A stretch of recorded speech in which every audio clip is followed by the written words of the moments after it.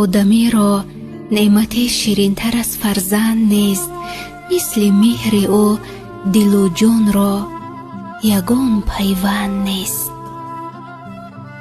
ин тарона ва табрикот бахшида мешавад аз номи падар, модар ва марьямбоно, бахшида ба мелоди ягона писари ин хонадон, раббонӣ. раббонӣ, додари азизу меҳрубону гуворову беҳамтои мо, мелоди хуҷастаат муборакат бошад. имрӯз кулли азизонат, падар, модар ва хоҳаракат марьямбоно хостанд ин рӯзии шодиву мелодатро тариқи ин тарона бо беҳтарину ноёбтарин ҳарфу каломҳо, бо ишқу муҳаббат ва бо самимияти хоса баҳрат табрику таҳният бигӯянд.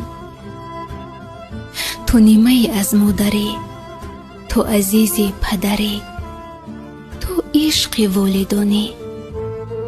онҳо туро хеле дӯст медоранд.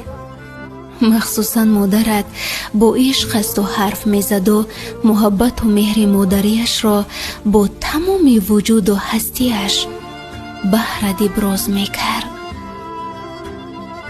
раббонӣ нимаи ман аст. ӯ дар оянда дастгиру пуштибони ман аст. ӯ марди хонадони мо аст. ягона шоҳписар, ҷону ҷигар, дастгири падар, қаноти модар ва ҳама ҳастии мост. мо ӯ ва хоҳаракашро беандоза дӯст медорем. раббонӣ маро барои аввалин бор бо тавлиди худ модар кард. эҳсоси модариро дар қалбу вуҷудам пайдо кард. ӯ маро хушбахт кард. ӯ бо тавлиди худ дар ин сана ба ман кулли сарвати дуньёро бахшид. ман ӯ ва ин санаро хеле дӯст медорам. ки парвардигор дар ин рӯз ба ман неъмати бебаҳояшро ҳадия гардонд. гуфтани эҳсоси хушиву хушбахтии он рӯзаи ман ҳадду канор надорад. он рӯз ман модар шудам. ман эҳсосе доштам ки ногуфтанӣ. сипос ҷони модар, барои тавлидат, барои буданат, барои ҳастиву вуҷудат. тавлиди ҳардуи шумо дар зиндагии мо шодии беканор овард. мо хушбахтем аз доштанатон ва беандоза дӯстатон медорем. мелодрӯзат муборакат бошад. и ҳастии модару буду дошти падар. раббонӣ, ҷони модар, нимаи ман, эҳсоси боварӣ ва сутуни эътимоди умри ман ҳастӣ. пас гарде ба номи покат, дарде ба ҷисми тавонмандат ва носурие дар ягон лаҳзаи умрат нарасад. ҷони модар, бигзор як марди баркамолу ба номусу ба имону хубу кордонӣ шавӣ. роҳу зиндагият равшану пок бошад. баракати ҳарду олам насибат бошад. бигзор дар оянда дастгиру пуштибони мо бошӣ. бигзор обурӯву ифтихори мо бошӣ.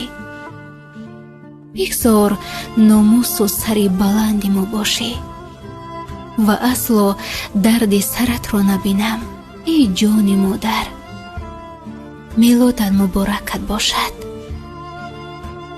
аз даргоҳи илоҳӣ бароят бо фаровонӣ имонӣ қавӣ, тану роҳи солим, умри аз ранҷ орӣ, расидан ба ҳадафҳои бузурги зиндагӣ ва саодати ду оламро орзумандам. ӯ آمدی در دل دای ای عزیز خوشپی.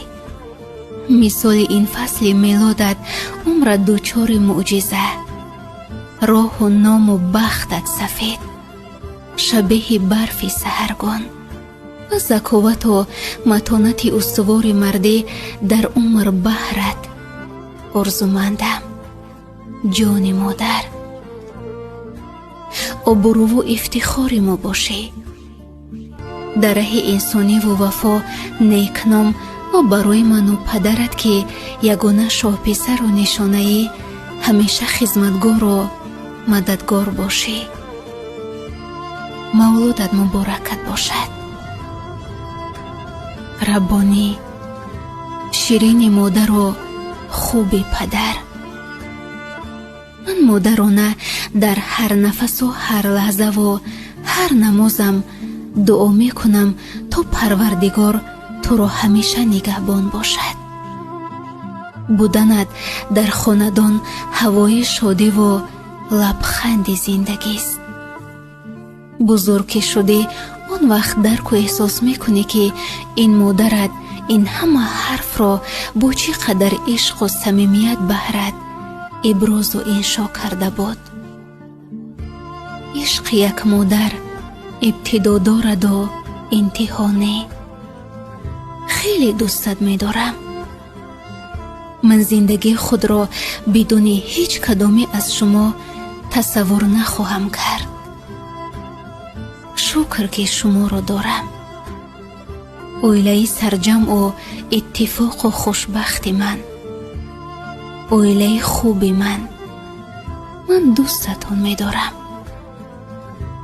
ربانی، جان و جگر مادر، عزیز و ناتکرار مادر، پسر خوب من، تو الکی باز یک زینه بزرگ شدی. به فرداها قدم استوارتر خواهی گذاشت و خدا خواهد در فرداها دستگیری ما خواهی شد. پس بازم این سنین 9 سالگیت مبارکت باشد. جشن میلادت مبارک ای عشق مادر و به همتای پدر.